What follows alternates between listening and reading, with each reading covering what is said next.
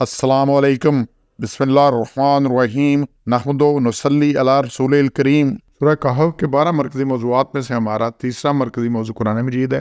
اس کے 5 ضمنی موضوعات ہیں، جس میں سے چوتھا ہے مقاصد نزول۔ 3 نکات ہیں جی اس صورت میں سے کہ یہ قرآن کے نازل کرنے کے مقصد کیا ہے۔ پہلا ہے جی آیت نمبر 2 میں سے تمام غلط عقائد اعمال والوں کو سخت عذاب سے ڈرانے کے لیے ہے۔ یہ قرآن کس لیے؟ لِيُنذِرَ بَأْسًا شَدِيدًا، کیا ڈرا دو ان کو۔ يُنذِرَ ڈرانا ہے کہ کس چیز سے؟ کسی خوف چیز سے آگاہ کرنا، متنبع کرنا۔ نظر اسی سے نذیر ہے، ڈرانے والا۔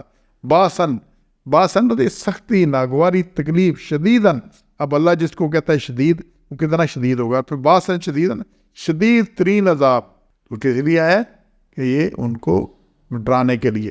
اب جو اصلاح نہیں کرے گا، ٹھیک نہیں کرے گا، دیکھی جائے گی، پھر یہ ہو جائے گا، پھر وہ ہو جائے گا، میں اس طرح نکل جاؤں گا، مجھے فلانا بچا لے گا، یا بعد میں توبہ کر لیں گے، جو کچھ اس کے ہے، تو یہ سارا کو ڈرانے کے لیے ڈر جاؤ اور ڈر کے خرابی سے بچ جاؤ۔ نہیں بچو گے تو یہ اللہ کی وعدے سچے ہیں، یہ پورا ہو کے رہنا ہے۔ دوسرا نقطہ ہے جی اسی میں صالح مومنین کے لیے اچھے دائمی اجر کی خوشخبری ہے۔ یہ 2 اور 3 آیت میں آ رہی ہے کہ کیا ہے، اور پھر دوسرا کیا ہے یہ نقطہ اس میں، اور من لدنہ یبشر المومنین، اور بشارت کرنے کے لیے مومنین کے لیے۔ یہ جو ہوتا ہے نا ڈراوا سب کے لیے، عوام الناس کے لیے، ساری دنیا کے لیے، ازل سے ابد تک کے لیے، اور بشارت کرنے کے لیے صرف مومنین کے لیے۔ وہ بھی مومنین کو جس کا ایمان ہے، جتنی اللہ نے ایمان کی 6 چیزیں بتائی ہیں ان سب پر ایمان ہے۔ اور پھر یعملوا الصالحات، پھر وہ اچھے اعمال کرتے ہیں، صالح اعمال کرتے ہیں، وہ اجرن حسنا، ان کے لیے اچھا اجر ہے۔ تو جو اچھے عمل نہیں کرتے ایمان کے بعد، وہ ایمان ہے ہی نہیں، کیونکہ ایمان کے بعد یہ ممکن ہی نہیں بندہ اچھا عمل نہ کرے۔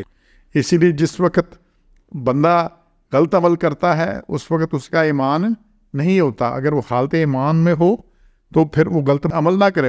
اسی لیے وَلَا تَمُوتُنَّ إِلَّا وَأَنْتُمْ مُسْلِمُونَ، اللہ نے کہا ہے کہ تمہیں موت نہ آئے کہ تم مسلمان نہ ہو، حالت اسلام میں نہ ہو، کیونکہ اگر غلط عمل کر رہا ہے، کوئی خرابی کر رہا ہے اور اس وقت موت آ گئی تو اس وقت حالت اسلام میں نہیں ہے۔ حالت اسلام میں، حالت ایمان میں وہی ہے جو اس وقت ڈر کے ہر وقت 24 گھنٹے 24 ساتھ ہی لگا رہے، تو وہ اچھا اسی لیے تو یہ یعملوا الصالحات، تو ان کے لیے خوشخبری ہے، ان کے لیے اچھا اجر ہے۔ اور پھر تیسرا نقطہ ہے مشرکین نصارہ جنہوں نے اللہ کا بیٹا بنایا، ان کو ڈرانے کے لیے ہے۔ اور چوتھی آیت میں مزید اسی میں آ رہا ہے، اور کہ وہ یُضِلُّ الَّذِينَ قَالُوا اتَّخَذَ اللَّهُ وَلَدًا، جن لوگوں کو بھی اللہ کا بیٹا بنا لیا، یہود نے حضرت عزیر کو بنا لیا، عیسائیوں نے حضرت عیسیٰ کو بنا لیا، جس نے بھی اللہ کی اولاد تجویز کر دی کسی درجے میں، کسی نے، یہ تو 2 مثالیں ہیں نا، اور بھی دنیا میں جب بھی کسی نے بھی اللہ کے ساتھ کسی کا تعلق بنا دیا کہ یہ اللہ کا بڑا پہنچا ہوا ہے اور اللہ کے قریب ہے، اللہ سے مرضی کرا لیتا ہے، اللہ اس سے پوچھ کے چلتا ہے، یہ اللہ سے پکڑ لیتا ہے، اللہ گرنے لگا تھا اس کو اللہ نے، انہوں نے پکڑ لیا اللہ کو، اور پھر جناب یہ اللہ سے کرا لے گا جی پہلے ہی میرے بندوں کو چھوڑو تو پھر میں تمہارے کو چھوڑ دوں۔ یہ ساری باتیں جتنی گپیں لگی ہوئی ہیں، یہ سارے کا سارا جو ہے نا، یہ اللہ نے کہا ان کو ڈرائے کہ اللہ کا کوئی نہیں، خالق اور مخلوق برابر نہیں ہوتی، نہ ہو سکتی ہے۔ تو اللہ ان کو ڈراؤ جنہوں اللہ کے ساتھ کسی کو کسی درجے میں کچھ کیا ہوا ہے کہ اللہ کے ساتھ ان کا اس طرح کا تعلق ہے۔ پھر جی 5واں نقطہ ہے نہ ماننے والے۔ اب یہ ہے کہ جو نہیں مانتے ان کے ساتھ کیا ہونا ہے؟ ان کے دلوں پر پردے، کانوں میں گرانی بوجھ ہے، اور قرآن کو ان کو سمجھ ہی نہیں آتا۔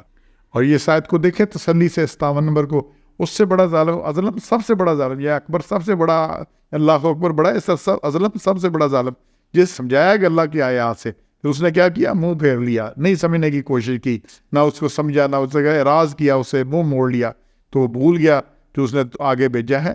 پھر ہم نے کیا کیا؟ ان کے دلوں پر پردے ڈال دیے، ٹھیک ہے نا۔ پھر جب وہ نہیں سنتا، نہیں کرتا، تو ہٹ درد میں اختیار کرتا ہے، حق کے مقابلے میں جھوٹ سے کام لیتا ہے، تو اللہ اس کے دل پر مور لگا دیتا ہے کہ وہ حق قبول کرنے کے لیے تیار ہی نہیں ہوتے۔ تو ہم نے پھر ان کے دلوں پر پردے ڈال دیے، قرآن کو سمجھ سکے، اور اس کے کانوں میں گرانی ہے، بہرے ہیں، تو کہ اللہ نے کہا پھر یہ اس کے لیے ہدایت کا دروازہ بند کر دیا جاتا ہے۔ تو اللہ اسی لیے قرآن میں بار بار لا یہدی الظالمین، لا یہدی القوم الفاسقین، لا یہدی الکافرین، لا یہدی الکذاب الکفار، یا لا یہدی المصرف الکذاب، کڑی چیزیں ہیں کہ اللہ ان کو ہدایت نہیں دیتا۔ پھر یہ نہ ماننے والے جو ہے ان کے، تو جس نے قرآن کو مانا ہے اور مان کر عمل نہیں کیا تو وہ کیا ہے؟ وہ اسی چیز میں کہ انکار کرتا ہے، اعراض کرتا ہے، منہ موڑ لیتا ہے۔ اب اذان ہوئی ہے تو آپ نہیں جو گیا اس نے منہ موڑ لیا ہے. کیا کیا ہے؟ منہ موڑ لیا. اس کو پتا ہے کہ میں جو کچھ کرنا ہے. اگر آپ کو موقع ملا ہے اور بے ایمانی پہ تلا ہوا ہے تو کیا ہوا ہے؟ اس نے ایمان سے منہ موڑ لیا.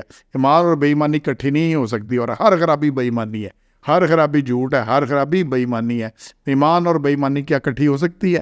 ایک جگہ نہیں. جب بے ایمانی آتی ہے تو ایمان نکل جاتا ہے، ایمان نکل جاتا ہے. جب ایمان نکل گیا تو پھر کچھ نہ رہ گیا پیچھے. تو پھر اللہ نے کہا جب اسی میں لگا رہتا ہے تو پھر دلوں پر پردے ڈال دیے جاتے ہیں، اور پھر کانوں میں گرانی، اور پھر ان کو سمجھ نہیں آتا. پھر طاقت میں ہوں گا مجھے سمجھ نہیں آتا، پتہ نہیں کیا ہے یہ، کیا باتیں ہیں. یہ سمجھ تو آ جائے گا اور پھر لاگے سمجھ جائے گی. لیکن جب سمجھ لگ جانی ہے تو پھر اس وقت اس نے کہا یا اللہ ایک موقع دے دے. پھر کوئی موقع نہیں ہے. اس لیے ابھی ہم نے سمجھنا ہے، بعد میں سمجھنے کی کوئی گنجائش سرے سے ہے ہی نہیں. سبحان ربک رب العزت عما یصفون وسلام علی المرسلین والحمد للہ رب العالمین.